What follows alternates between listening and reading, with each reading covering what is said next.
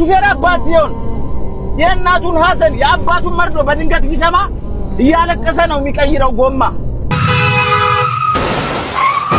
በአስቂኝ የኮሜዲ ስራዎቹ ለብዙ ጊዜ ሲያዝናናን የምናውቀው ተወዳጁ ኮሜዲያን ያሲኖ ከኮሜዲ ስራዎቹ ባለፈ ሲሪየስ የሆኑ ማህበራዊ ጉዳዮችን በማንሳትና የኛን የግል ህይወት ሊገልጹ የሚችሉ ድንቅ ስራዎችን እየሰራ ሲያስደምመን ነበረ። እየሞከርኩኝ ነው። ተቀበል በሞትኩት ለዚች ከፍላለሁ ያቺ እስክትመጣ። ነገር ግን ያሲኖ እንዴ ገና መች አስደምምኳችሁ ከዚህ በላይ ብዙ አስደምማችኋለሁ ብሎ ዛሬም ያበደ ምርጥ ስራ ይዞልን መጥቷል። የኔ ልጅ ሊዱ በቪዲዮ አኩርፈሽ ነው እናትሽ አለችኝ። ልደትሽን ስቀር አኩርፈሻል በጣም። ሹፌር አባት ሲሆን ናሲሩት ይውጣ እንጂ ሲፈልግ አይመጣም። ሹፌር አባት ሲሆን የልጁን ምርቃት ስልኩ ዝግ የሆነው ጅቡቲ በረሃ ጎማ ተኝቶበት እየቀየረ ነው። ሹፌር አባት ሲሆን ይወጣል በቋጥኝ ይተኛል ተራራ ጨለማን ይደፍራል ቤቱን ሊያበራ።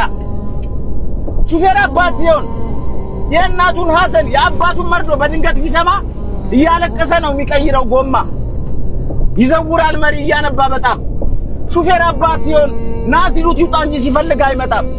የኔ አበባ ቀንሽ ላይ ጎድዬ በጣም አኩርፈሻል።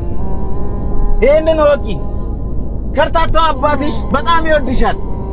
አንዴ ድምፅሽን አሰሚኝ የኔ አበባ አንዴ ብቻ አባዬ በይ።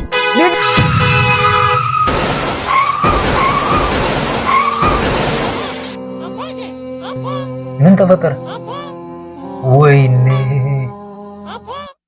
ኦ ማይ ጋድ ምን አይነት ስሜት ነው? እናንተ ምን ተሰማችሁ? እኔ እውነቱን ለመናገር ሰውነቴን ውርር ነው ያደረገኝ። እንባዬ ነው የመጣው የምር። ምናልባት እኮ ይሄ ሹፌር አባት ልጁን ለረጅም ጊዜ ባለማየቱ ናፍቆት እያንገላታው ነበር። ለዛም ነው ልጁን በቪዲዮ ውጪ አንዴ ልጅ ሲል የነበረው። በልጁ ልደት ላይ ባለመገኘቱ ልጁ በጣም አዝናበት ነበር። እሱም ልቡ ክፉኛ አዝኗል። ከዛሬ ነገ ቤቴ ተመልሼ ልጆቼን አግኝቼ ናፍቆቴን እወጣለሁ ብሎ በጓጓበት በዚህ ሁኔታ እንዲህ አይነት አደጋ ሲደርስ አያሳዝንም? ክብር የልጆቻቸውን ህይወት ለማቅናት ሲሉ በየበረሃው ለሚሰቃዩ ሹፌሮች። ያሲኖ ግን እይታው አይገርማችሁም? ምን አይነት ተስጦ ነው ያለው በእግዚአብሔር። ያሲኖ ትችላለህ፣ በእውነት ብርህ አይንጠፍ። እስኪ የያሲኖ ስራ የተመቻችሁ ያሲኖ ትችላለህ እያላችሁ አድናቆታችሁን ኮሜንት ላይ ገለጹለት። እንዲሁም ለዚህ ቻናል አዲስ የሆናችሁ ሰብስክራይብ እያደረጋችሁ ቤተሰብ ሁኑ። ቪዲዮውን ላይክ ማድረጉም እንዳይረሳ።